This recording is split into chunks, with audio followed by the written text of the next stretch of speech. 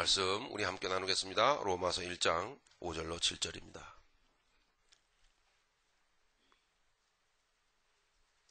하나님 말씀 로마서 1장 5절로 7절입니다.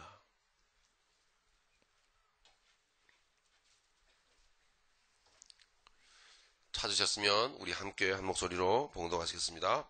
그로 말미암아 우리가 은혜와 사도의 직분을 받아 그 이름을 위하여 모든 이방인 중에서 믿어 순종케 하나니 너희도 그들 중에 있어 예수 그리스도의 것으로 부르심을 입은 자니라. 로마에 있어 하나님의 사랑하심을 입고 성도로 부르심을 입은 모든 자에게 하나님 우리 아버지와 주 예수 그리스도로 조차 은혜와 평강이 있기를 원하노라. 아멘. 자, 지난주에 함께 나눈 말씀 여러분 기억하십니까? 로마서 1장 1절로 4절까지의 말씀이었습니다. 이것은 믿음 생활, 복음의 핵심, 복음의 정체에 대해서 함께 나눴죠. 그럼 다시 한번 리마인드 한번 해볼까요? 말씀 한번 보시겠습니다. 예수 그리스도의 종 바울은 사도로 부르심을 받아. 바울은 내가 그리스도를 본받은 것과 같이 너희도 나를 본받으라 이렇게 말씀하였죠. 그 본은 사도 바울 개인 사람을 본받으라는 얘기가 아닙니다. 사도 바울이 뭐 많이 배우고 많이 갖추고 배경이 좋고 그러니까 너희들도 나같이 되라 그런 얘기가 아닙니다. 그럼 무슨 뜻입니까? 나를 본받으라 하였다면 나에게 하나님이 내 인생 가운데 이렇게 일하시고 역사하신 내용을 너희들이 알아서 너희들에게도 하나님이 그렇게 하실 터이니 하나님 나에게도 그렇게 인도하여 주시옵소서. 그런 마음으로 나를 봐라 이 말입니다. 할렐루야. 예.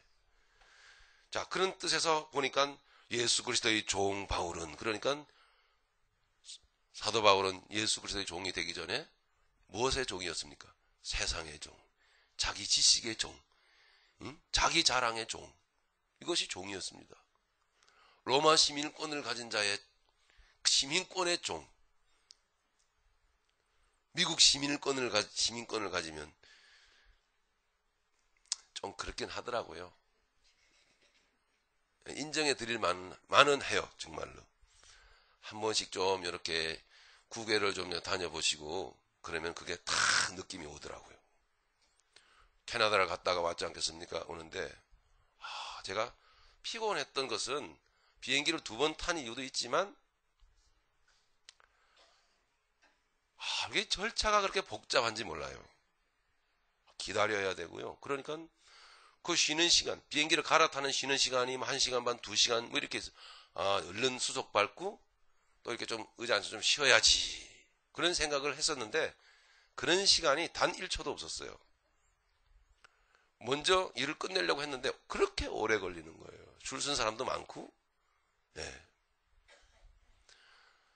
그러니까 딱 시간 맞춰가지고 다음 비행기 보딩 타임이 돼가지고 바로 들어가야 되고 이런 이게 너무 스트레스를 받는 거예요. 그렇다고 제가 샬라도 잘하면 그것도 아니고. 그러니까 나한테 물어보면 뭐라고 대답해야지. 그러면 그것까지 막 생각을 해야 되니까. 예? 미리 막 말을 생각을 해놔야 돼요. 미안합니다. 이런 영어 실력이니. 그러니까 더 스트레스가 가중되고 피곤하죠. 가면서도 그랬고 오면서도 마찬가지예요. 굉장히 피곤하더라고요. 그런데 들어가는 그 게이트가 다르더만요. 시민권을 가진 분들은. 시민권을 가진 분들은 들어가는 문도 사람도 얼마 없고 아주 그냥 그 대우하는 것도 다르더라고요. 나이싸게 웃으면서 말이죠. 근데 이짝편에 있는 사람들은 그래도 준 시민권 아닙니까? 저 영주권 저는 이건 대접이 형편 아니더라고요. 얼마나 피곤한지. 야, 시민권이 저렇게 좋긴 좋은 거구나. 좀 조금 육신적으로 부러웠습니다. 자, 그런데 그런 것을 본받으라는 그런 얘기가 아니죠. 시민권을 가지신 우리 지체 중에 시민권을 가진 분도 있으신데 너무 근데 그거 뻐기지 마세요.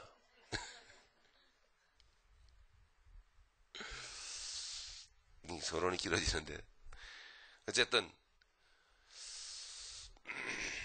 그 좋긴 좋더만요. 하긴요. 제가 아는 어떤 분이 저기 여자분인데 중국 선교 가가지고요, 선교를 그렇게 많이 하시는 분이에요. 하는데 암암리에 선교를 했는데 딱 붙잡혔어요. 중국 공안에 탁 붙잡는데 백을 탁 뺏으려고 그러고 말이죠. 자기가 딱 붙잡았대요. 그래서 백에서 쫙 해가지고 그 시민권 패스포드 있죠. 독수리 막 그려져 있고 뭐 있는 거죠. 쫙 보이면서 미국 시민권자다 그러니까 이러더래요. 뒤로 쭉 물어서더니 하더니 뭐 따라오라 그러더니 주의 몇 마디 주더니 그냥 가라고 말이죠. 그러더래요. 미국 시민권을 안 가진 사람들 막 따기도 맞고요. 얼마나 낭패를 당하고 그러는지 몰라요. 예. 목사님 두 분인가 세 분인가 그 미국 선교를 갔다가 잡혔어요. 또 예, 중국 선교를 잡혔는데 차례대로 이제 공안에 신문을 하는데 말이죠. 당신 뭐하냐고. 목사라고. 정직하게 대답을 했어요. 그랬더니 주의하라고 말이죠. 우리 딱 찍고 그건 당신 뭐냐 그랬더니 왜 하냐 그랬더니 직업 뭐냐 그랬더니 목사인데 목사라고 안 그러고 뭐라고 그랬더라. 좌우지가 뭐라고 거짓말을 했대요. 그랬더니 딱 이렇게 그 목사님이 딱이 맞은 목사님이 와서 간증을 하더라고요. 거짓말 해가지고 딱이 얻어맞았다고. 망신 안 나가려고 그랬는데 다 냄새가 나나 봐요. 목사는 목사 냄새가 나나 봐. 그러니까 정직하게 말하니까 넘어가고. 그래서 혼이 났다라는 그런 얘기를 들어봤습니다. 자, 좋기는 좋지요. 또 필요하기도 하고요. 넘어가겠습니다. 그런 뜻이 아니죠. 너는 나를 본받으라. 이것은 모델이다. 할렐루야. 모델이다. 하나님께서 믿음의 사람을 어떻게 이끌어 가시는지를 잘 나를 통해서 봐라. 그렇게 말씀한 겁니다. 사도 바울은 과거에 주인 삼은 게 너무 많았습니다. 그 모든 것들을 하나님께서는 예수 안에서 내려놓게 하셨습니다.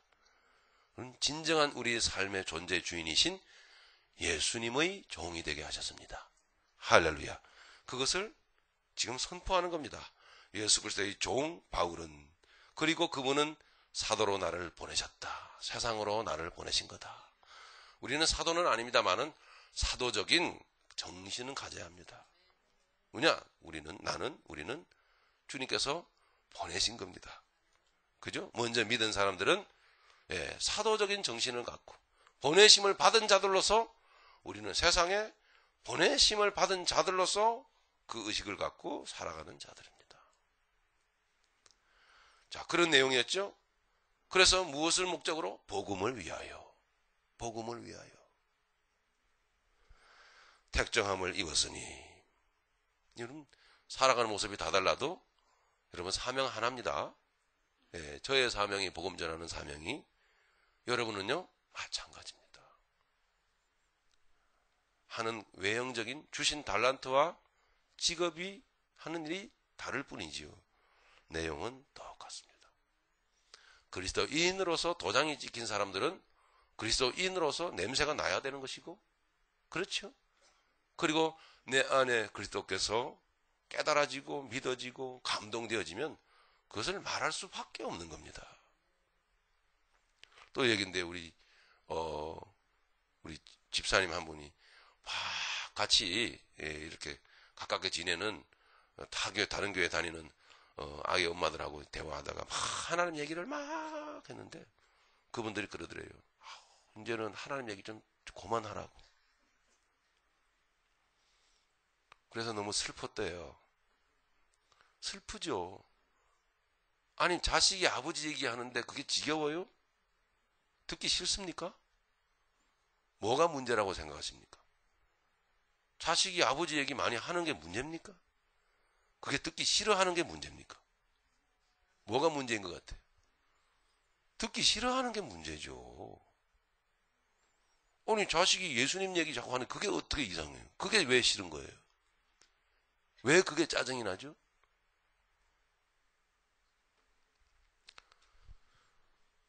자, 이렇듯 우리는 그리스도인으로서 우리 안에 예수님이 계시면 예수님이 말하여질 수밖에 없는 겁니다. 그죠? 예수님이 증거될 수밖에 없는 거예요. 나타날 수밖에 없는 거예요. 이게 바로 복음이며 복음의 핵심이며 바로 믿음의 내용이다. 자, 그 복음의 핵심은 예수 그리스도셨다. 이제 조금 그냥 읽고 본문으로 들어가겠습니다. 2절 보니까 이 복음은 하나님이 선지자들로 말미암아 그의 아들에 관하여 성경에 미리 약속하신 것이다. 구약 성경이었다는 거죠. 자, 구약 성경은 그 아들에 관하여 말씀하신 것이라고 분명히 말씀하고 있지 않습니까? 3절 보니까 이 아들로 말하면, 예수님으로 말하자면 육신으로는 다윗의 혈통에서 나셨고 분명히 하나님께서 세상에 그를, 말씀이신 그분을 세상에 보내셨다라는 거죠. 이게 신기한 거죠. 신비로운 거죠. 예? 동정녀 마리아에게 나셨습니다. 맞습니까? 동정녀. 그 이후에는 동정녀가 아니었어요. 그 이후에는. 근데 예수님 낳을 때는 동정녀였어요. 예수님 낳고 나서는 동정녀가 아니었어요. 예, 자녀들 낳고 이렇게 살았어요. 그래서 예수님을 이렇게 소개하는 거죠. 분명하게 4절에 보니까 그러나 그분은 성결의 영으로는 죽은 자 가운데서 부활하여 능력으로 하나님의 아들로 인정되셨으니, 말씀 말미에 지난주에 이 부분을 말씀을 드렸던 기억이 납니다. 예수님은 이렇게 하나님의 아들로 부활을 통하여 인정받으실 이유가 없는 그분은 존재 자체로 하나님이시며 하나님의 아들이십니다. 그럼에도 불구하고 육체를 입고 세상에 오셔서 이런 고난의 시간 속에서 땀 흘리며 눈물 흘리며 고난의 절정의 십자가 달려 죽으시고 부활하신, 그래서 하나님의 아들로 인정되셨다라고 하는 것을 사도 바울이 본을 삼았고, 우리가 사도 바울이 본을 삼은 그 본을 또한 동일하게 모델로 삼아 가야 된다라고 한다면, 이 말씀은 주님께서 우리의 본이 되기 위한 샘플로 삶을 살아내신 겁니다.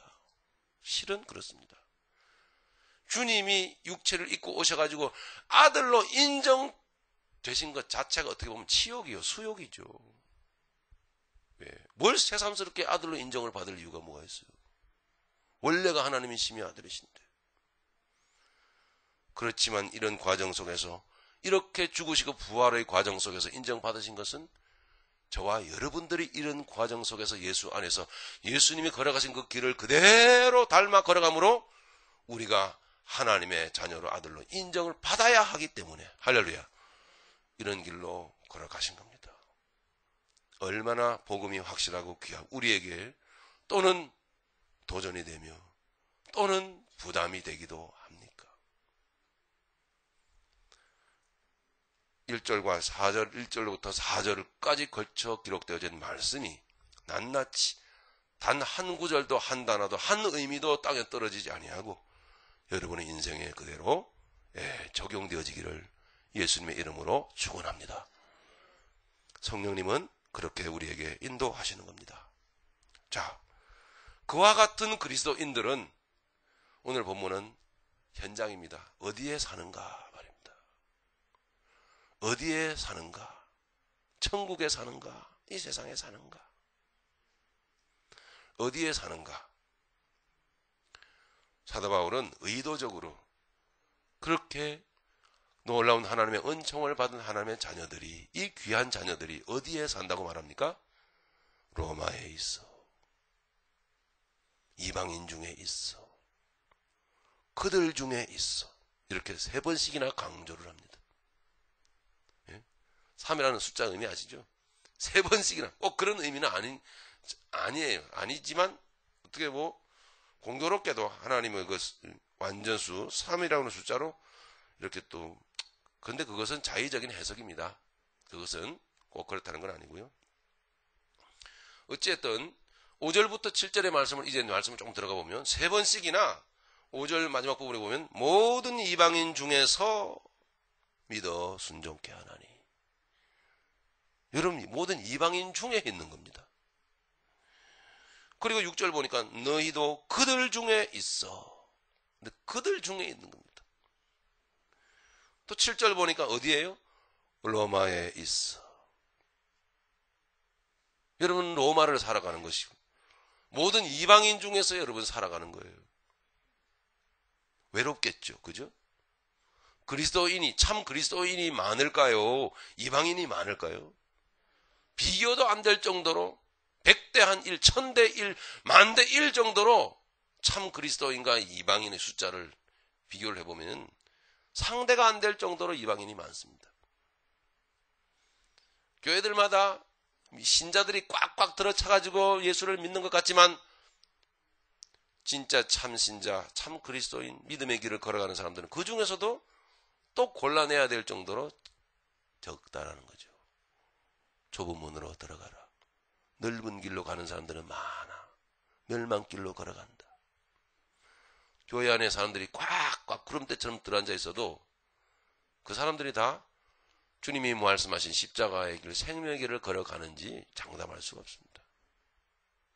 오히려 반대로 사람들이 아무리 교회에 많아도 진실한 십자가의 길을 걸어가는 사람들은 100에 하나, 1000에 하나. 조금 과장스러운, 아니 100에 한 5, 6, 1000에 한 10명, 20명. 그래서 여러분 그리스도인들은 외롭다는 겁니다. 사실은 육신적으로 보면 외로워요. 어디 가서 여러분 진실로 여러분 영적으로 훈련하면서 이 십자가를 짊어지고 이 주님의 길을 걸어가신 그 길을 그대로 걸어가야 하고 주님의 삶을 또 내 삶에 찍어내야 하고, 그죠? 이런 삶의 이 부담을, 영적인 부담을 짊어지면서 걸어갈 때에 간증해 보십시오. 조금 아까 말씀드린 그 집사님 간증 그대로 하나님 얘기하는데 그들은 다 교회 다니는 사람들이에요. 다 교회 다닌다고 하는 사람들이 아이고 누구 엄마 이제 하나님 얘기 그만해. 십자가 이야기, 영적인 이야기, 하나님이 영적으로 날 어떻게 이끄시는 이야기, 이런 이야기들이 듣기 싫은 거예요. 왜 듣기 싫을까요? 그 길 안 가기 때문에 그래요. 관심이 없었기 때문에 피곤한 거예요. 그런 이야기 듣기가. 여러분 주변에서 누가 영적으로 간증하고 또 주님 만난 이야기, 주님 내 인생 가운데 어떻게 일하셨던 이야기 여러분 하면은 여러분 즐거워하세요? 피곤해하세요? 아닌 것 같은데. 지루하고 짜증나죠 이제 좀. 이제 그 얘기 그만해 이제. 알았어. 예? 혹시 그러지는 않습니까? 참 반성해야 합니다. 진실. 예. 주님께서 영적으로 만나주시고 또 내 인생 가운데 함께 하셨고 지금 어렵고 힘들지만 신기한 것은요, 삶 가운데 말씀드린 대로 그리스도인은 외로워요. 솔직히 함께 나눌 사람이 없어요. 예, 고독합니다. 그리고 세상은 커요. 거대한 거예요. 로마는 얼마나 큰지 몰라요. 근데 나는 작아요. 이게 현실의 모습입니다.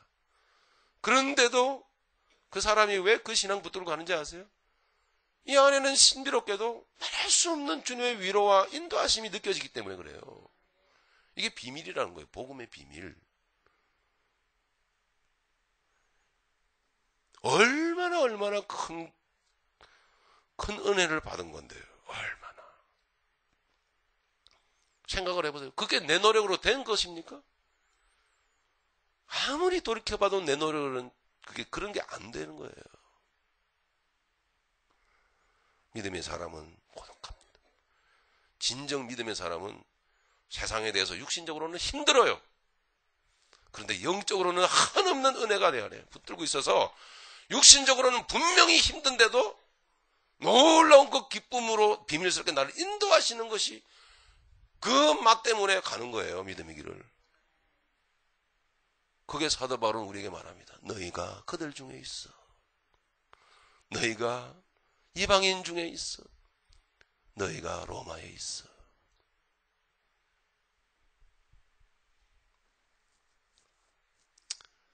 로마라고 하는 세상이 얼마나 거대했던지 참 말씀드리기가 어렵습니다.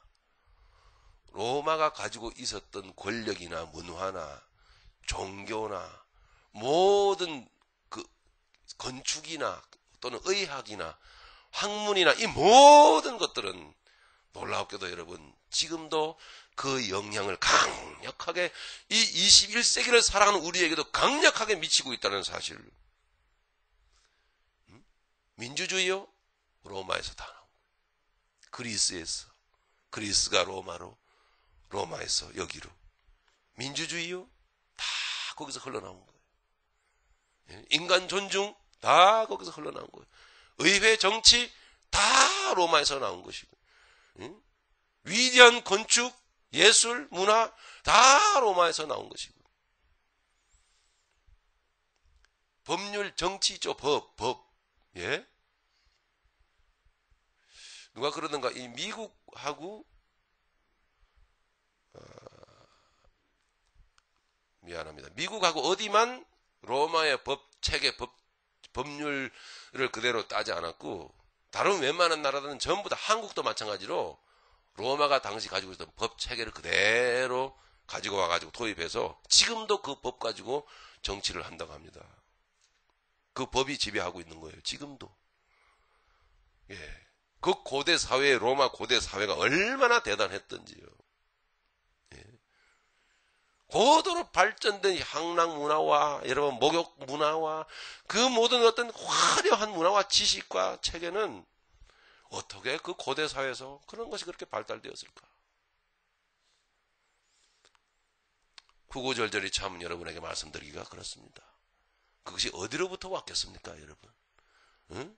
그 뛰어난 문명이 응? 어디서부터 왔겠습니까? 팍스 로마나 그래서 모든 세상은 로마로 통한다.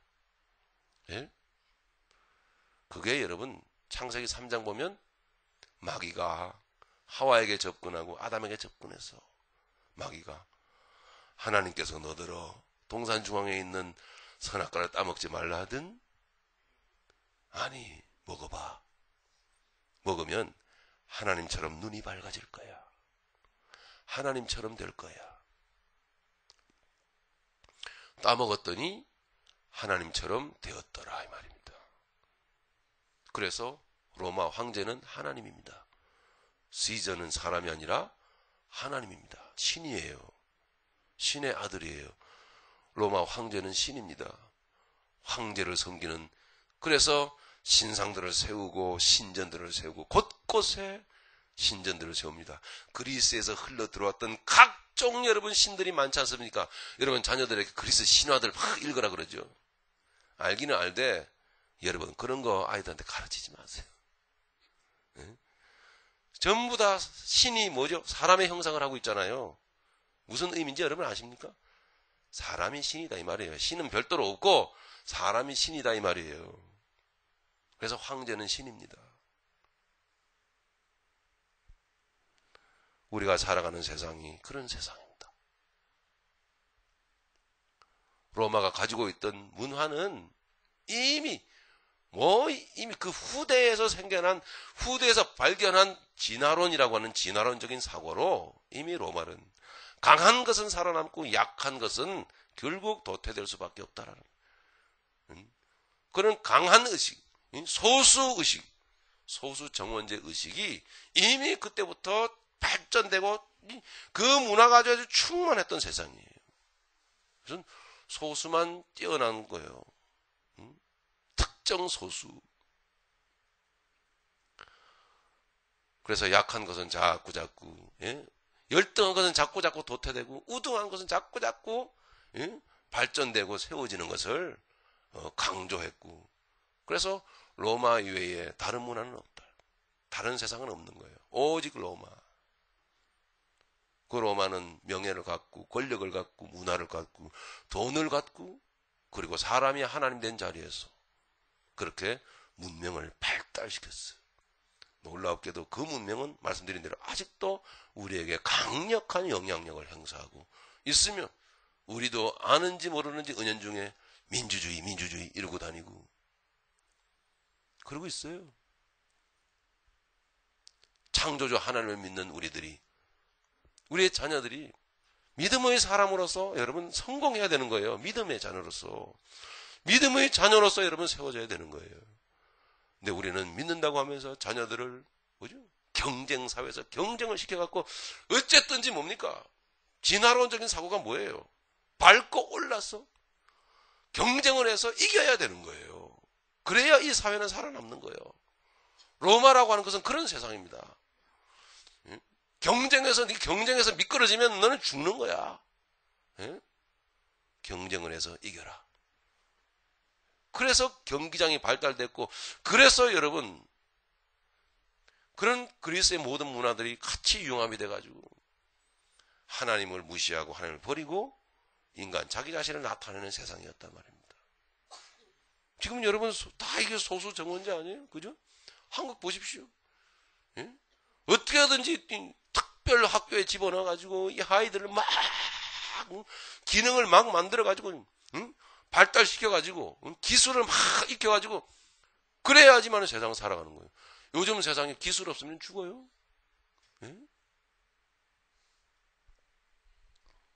살아남기 위해서 경쟁해야 되고 몸부림을 쳐야 되는 세상이에요. 그러다 보니까 발달하겠죠? 그렇죠? 자꾸 발달하잖아요. 예. 그게 바로 하나님이 아니고 뭡니까? 우리의 믿음, 우리의 후손, 우리의 자녀들은 이 발달한 이 고도의 이 문명을 바라보면서 황홀해 합니다. 이야. 그리고 막 핸드폰 쥐고 새로운 새거 핸드폰 새 모델, 또 뭐 TV 새로 나온 또 개발하고. 응? 과거에 평면 TV만 나올 때만 해도 이야, 평면 TV 대단하다. 근데 이제는 평면 TV도 한물 갔어요. 고화질 TV 한물 갑니다. 뭡니까? 고화질이면서도 종이장 같은 TV가 나와요. 종이장 같은. 벽에다가 딱 갖다 보죠. 예? 평면 TV 이만큼 두껍잖아요. 무슨 얘기 하나? 우리 집에 있는 TV는 뒤통이 이만큼 튀어나왔는데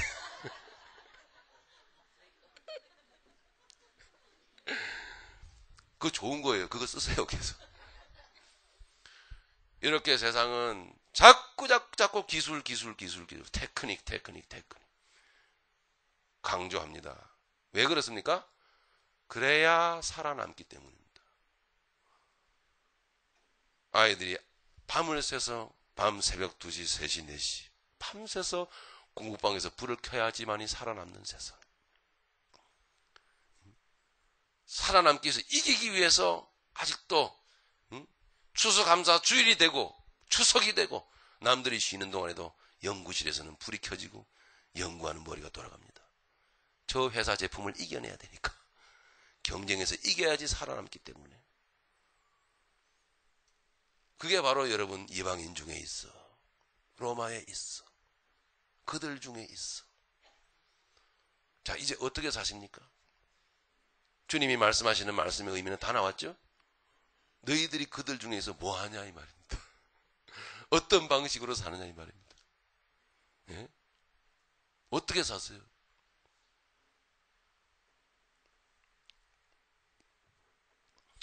여러분 이 간단하게 이 물질관과 인간관을 우리 한번 생각해 보십시다.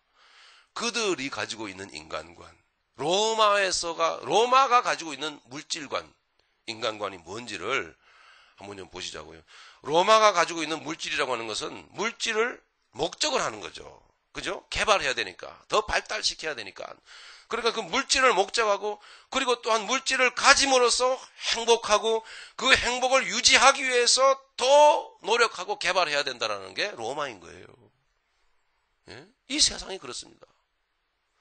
그것을 가져야지 행복한 것이고, 그것을 가진 것을 유지하기 위해서는 더 노력해야 되고, 더 개발해야 되고, 더 연구해야 되고, 더 뛰어야 되고. 예. 우리 믿음의 사람들이 그런 걸 갖고 삽니다. 어떻게 합니까? 어떻게 해야 되는 거예요? 비즈니스 해야 되겠는데 동분서주 뛰어다닙니다. 그거 어떻게 해야 돼요? 도대체 다 갖다 버리라는 얘기인가? 주님은 그걸 갖다 버리라고 합니다. 포기하라고 합니다. 그렇게 살지 말라고 합니다. 그래서요, 결론은요. 그래서 그리스도인이 어려운 거예요. 그래서 참 믿음의 사람들은 그 세상 풍조에 같이 밀려 떠내려 갈 수 없기 때문에 그래서 힘든 거예요. 말씀은 그렇지 않아요, 여러분요. 예? 여러분들이, 저와 여러분들이 세상에 나가서 로마에 있어 그렇게 로마 방식으로 열심히 쫓아가고 우리가 구하면 하나님은 우리를 도와주시고 잘 되게 해주시고, 이게 우리의 과거의 신앙의 방식이었어요. 그런 하나님이 어디 있습니까? 그런 예수님이 어디 성경에 기록되어 있습니까? 어떤 목사가 그렇게 가르칩니까? 그거는 로마 황제를 신으로 숭배하는 꼴이에요. 그렇게 살아서는 안 돼요. 버리세요. 진정 여러분, 그리스도인은 그래서 복음을 바로 들을 때 갈등스럽습니다. 육신은 고통이 옵니다. 저울을 속이면 안 됩니다. 사기치면 안 되는 거예요. 그런 식으로 경쟁해서 살아남기 위해서 기술을 배우고 자식들에게 기술을 가르치고 그렇게 해서 자녀가 잘 되기 위해서 그렇게 여러분 물질을 쏟아붓고 결국은 뭔 목적은 행복하기 위해서 아닙니까? 거짓말할 수 없습니다. 여러분. 행복해야 되기 때문에, 살아야 되기 때문에 더 행복하기 위해서 그 행복을 더 유지하기 위해서 그게 로마였다는 겁니다.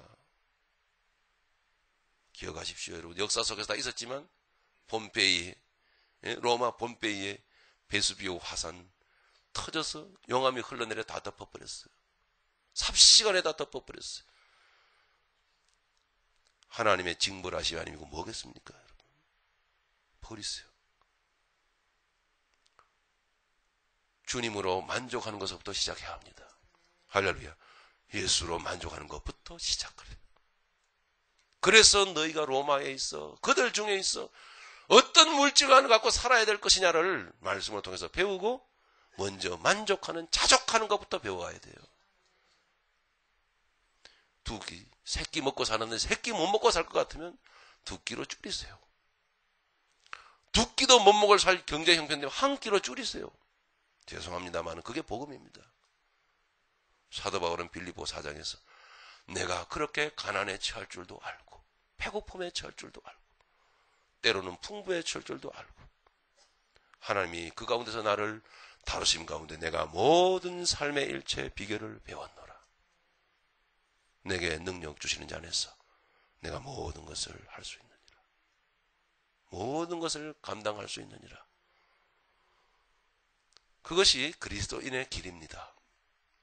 처음에 말씀드렸다시피 그럼에도 불구하고 이제는 단 한 끼의 식사밖에 우리에게 허락되지 않음에도 불구하고 우리는 들러 앉아서 감사의 찬양을 올리고 눈물의 기쁨으로 하나님께 영광을 돌립니다. 맞습니까? 그게 먼저 이루어져야 돼요. 왜 그럼에도 불구하고 형편은 더 어려워졌는데 왜 기쁨은 더욱 충만해질까요? 그게 신비예요. 그게 이 안에서 내 안에서 주님이 내 안에서 은혜와 격려로 기름 부으심으로 내게 격려해 주시는 거예요. 예. 그것이 그리스도인이라니까요. 그것이 살려고 몸부림치지 마세요. 살려고 여러분 많이 벌어가지고 11조 안 해도 괜찮아요. 안 가지고 와도 좋아요.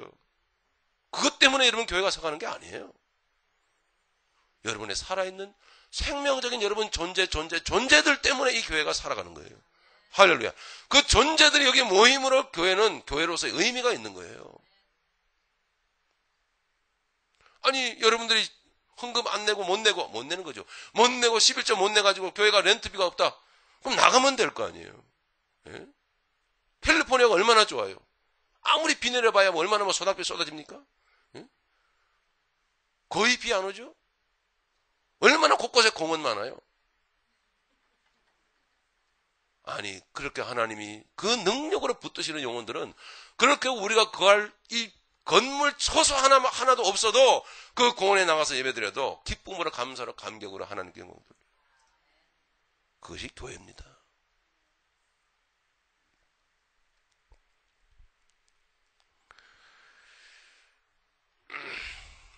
하나님께서 우리에게 가르치는 물질과는 여러분 이렇습니다. 이런 빌립보서 4장 한번 찾아보겠습니다.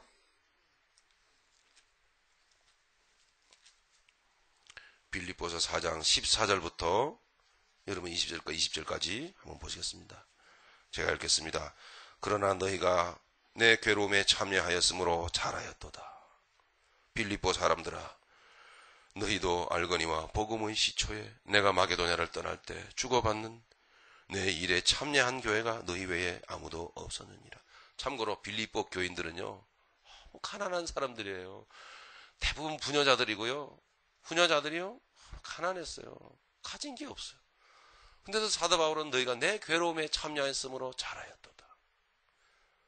이 사람들이 없는 중에도요, 1불, 2불, 5불, 10불 주님의 일에 쓰임받기를 원합니다. 16절입니다. 데살로니가 있을 때에도 너희가 한 번, 두 번 나에 쓸 것을 보내었도다. 17절입니다. 내가 선물을 구함이 아니요 오직 너희에게 유익하도록 과실이 번성하기를 구함이라. 할렐루야. 이게 오늘 땡스기빙 데이의 의미입니다, 여러분. 예. 외적으로 우리가 많이 거두어서 결실이 있어서 사업이 잘 돼서 하나님 물질을 주셔서 천만에 그게 아닙니다. 오히려 그런 것은 더 어려워질 수도 있고 더 오히려 우리의 밥그릇은 줄어들 수 있는데 들었는데도 불구하고 내 안에는 내 존재의 부요함이 빌립보 교인들은 가난했지만 최고로 부자의 사람들이에요. 하나님은 복음을 통해서 그것을 우리에게 가르치는 거예요. 부담스러워도 우리는 받아들여야 돼요. 그게 그리스도인이고 아니면은 내가 그리스도인이라는 그걸 어디 가서 말하면 안 돼요. 떠나야 돼요. 아예 로마로 가세요.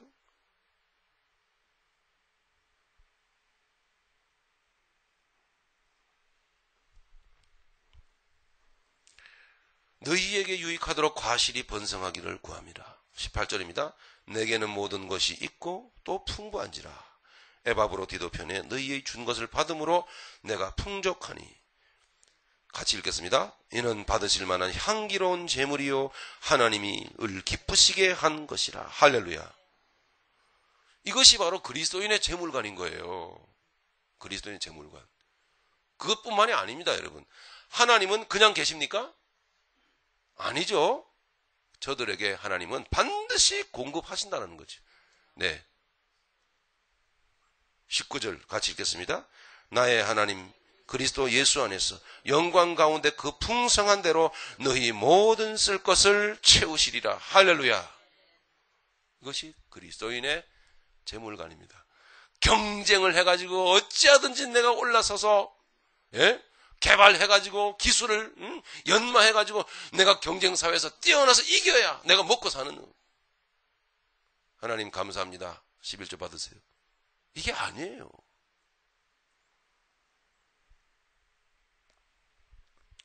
물질이라고 하는 말이죠. 인생입니다. 사람에게 있어서 돈이라고 하는 것은 인생이에요. 왠지 아십니까? 여러분 한 주간에 또는 한 달에 노동을 쏟아붓잖아요. 그죠? 일하시잖아요. 우리는 일한 대가로 일주일이면 혹은 한 달이면 여러분 월급을 받잖아요. 주급을 받지 않습니까? 그러므로 그 돈은 뭐죠? 인생인 겁니다. 이건 성경에는 없는 내용이지만 저는 그렇게 제가 깨달아요. 자, 근데 불신자들은, 이방인들은, 로마인들은 그 돈을 어떻게 쓰느냐?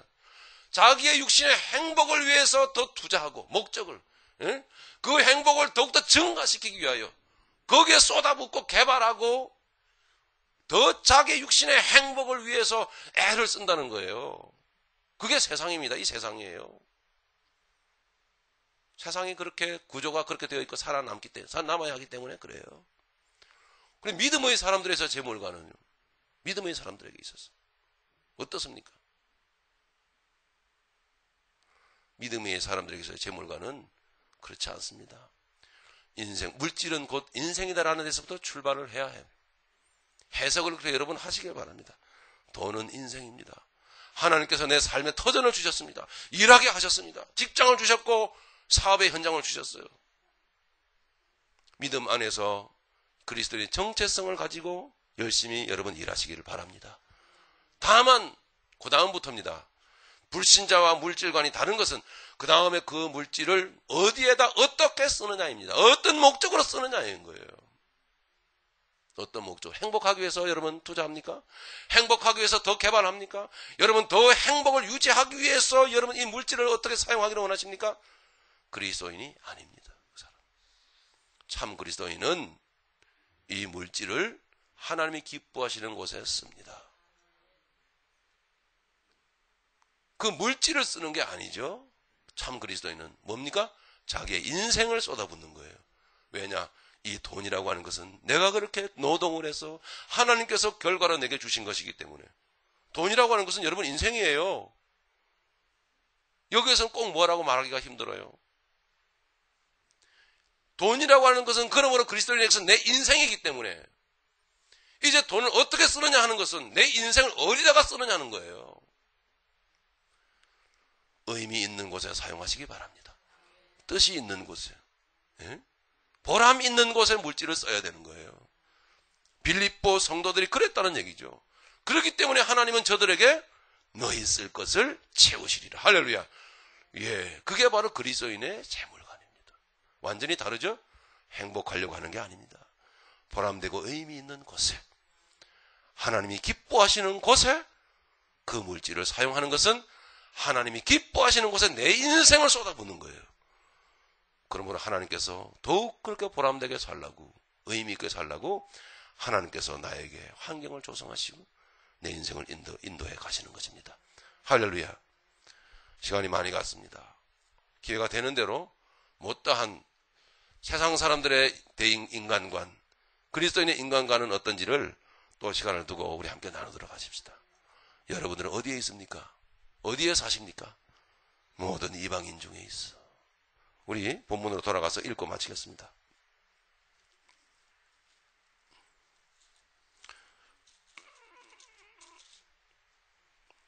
여러분 5절입니다. 1장 5절입니다. 우리 같이 읽죠. 시작. 그로 말미암아 우리가 은혜와 사도의 직분을 받아 그 이름을 위하여 모든 이방인 중에서 믿어 순종케 하나니. 할렐루야. 여러분 모든 이방인 중에 있다는 사실을 잊지 마십시오. 세상 사자와 이방인들이 살아가는 논리 사고 방식과 같이 흘러가면 안 돼요. 6절입니다. 같이 읽겠습니다. 너희도 그들 중에 있어 예수 그리스도의 것으로 부르심을 입은 자니라. 아멘. 여러분들이 그들 중에 있다는 사실, 이것이 여러분 어쩔 수 없는 그리스도인의 운명입니다. 그들은 큽니다. 그들은 거대하며 그 거대한 그들의 만들어 놓은 거대한 벽을 무너뜨릴 수가 없습니다. 여러분은 고독합니다. 그들 중에서 여러분은 너무나 작습니다. 하지만 여러분 안에 세상을 이기신 예수가 계십니다. 7절입니다. 같이 읽겠습니다. 로마에 있어 하나님의 사랑하심을 입고 성도로 부르심을 입은 모든 자에게 하나님 우리 아버지와 주 예수 그리스도로 조차 은혜와 평강이 있기를 원하노라. 아멘. 로마에 있어 살아가는 여러분들에게 하나님의 은혜와 평강이 여러분의 있기를 간절히 축원합니다. 말씀을 생각하면서 동성으로 기도하시겠습니다. 아버지 하나님 감사합니다. 저희들을 인도하여 주시옵소서.